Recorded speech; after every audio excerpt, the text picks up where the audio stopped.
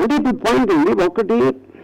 ఇప్పుడు పద్మావత్ కేసులో 4 state governments cinema release చేయి, ఎందుకంటే ల్యాండ్ ఆర్డర్ ప్రాబ్లం వస్తుంది, గుండాలు వచ్చేసి థియేటర్లు బాగా కడతారు, ఇలాంటివి చెప్పారు. ఏది యాక్చువల్గా చీఫ్ మినిస్టర్ చెప్పారు రిలీజ్ చేయమని. అక్కడ సుప్రీంకోర్టు ఏం ఇచ్చిందంటే గూండాలని కంట్రోల్ చేసే శక్తిని దగ్గర లేనప్పుడు సీఎం సీట్లు అట్లా ఉన్నావు అని అడిగి ఆ ఆర్డర్ తోటి రిలీజ్ అయింది పద్మావతి.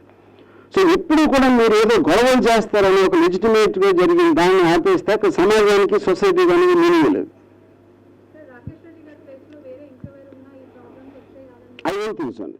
ఇప్పుడు ఇంకొకటి అండి, రాకేష్ రెడ్డి వైసీపీలో ఉండటం అనేది అసలు పాయింట్ కాదు. ఎందుకంటే దీని మనం వైసీపీకి ఉపయోగపడుతుంది అంటే అసలు వైసీపీ మనిషి ఎందుకు పెడతారు? ఒకవేళ వాళ్ళు చేసి ఉంటే నాకే ఇస్తారు డైరెక్ట్గా, లేకపోతే అది ఊరు పేరు తెలియని ఈ పార్టీ కనెక్షన్ నేను చేస్తాను. I don't think sir. వాళ్ళ ప్రాబ్లం ఇది సినిమాలో ఉన్న నిజాలు బయటకు తెలియకూడదని ఒక్కటే వాళ్ళ ప్రాబ్లం. కానీ ఎవరెవరు ఏం తీసారు పాయింట్ ఇది కదండి. నేను ఇప్పుడే చెప్పాను వెళ్ళేదా, నిజం అనేది ఎవరికి తెలియదు. నేను నమ్మిన నిజం, నేను సేకరించిన నిజం చేశాను. మీరు ఒకవేళ ఒక ఆర్టికల్ రాసినా, ఒక న్యూస్ వచ్చినా అన్ని కూడా హీర్స్ ఉంటాయి. వీడియో ఎవిడెన్స్ లేనిది ఏది మనం నిజమని నిర్ధారించలేము. అందుకని నిజం అనేది నమ్మబుల్గా ఉండాలని చెప్పారు.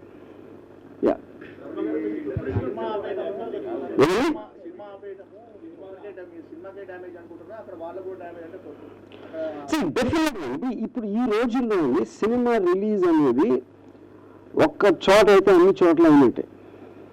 ఇది కేవలం మనం ఇండియా గురించి మాట్లాడుతున్నాం, థియేటర్స్. ఇప్పుడు నిజంగా మనం ఎక్కడో ప్రపంచంలో ఎక్కడో మారుమూల కంట్రీలో తీసిన సినిమా కూడా మనం ఇవాళ చూడాలనుకుంటే మన దగ్గరికి వస్తుంది, అది ఆగదు.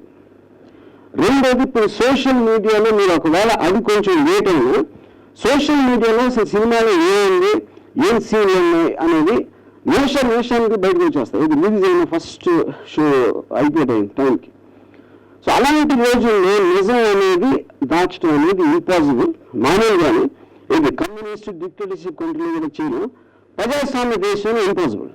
అందుకని నిజం ఆపటానికి ఎప్పుడు నేను ట్రై చేసినా అది యాక్చువల్గా బ్యాక్ ఫైర్ అయ్యి అది ఎవరైతే అటెంప్ట్ చేసారో వాళ్ళకి ఎక్కువ డ్యామేజ్ అవుతుంది. అవసరం లేదండి. దీనికి ఇప్పుడు జరిగింది. నేను ఫీల్ అయ్యి చెప్పాను, ఇండస్ట్రీకి సపోర్ట్ నాకేం అవసరం, ఇండస్ట్రీకి ఏం అవసరం, నాకు ఇండస్ట్రీ ఏం అవసరం.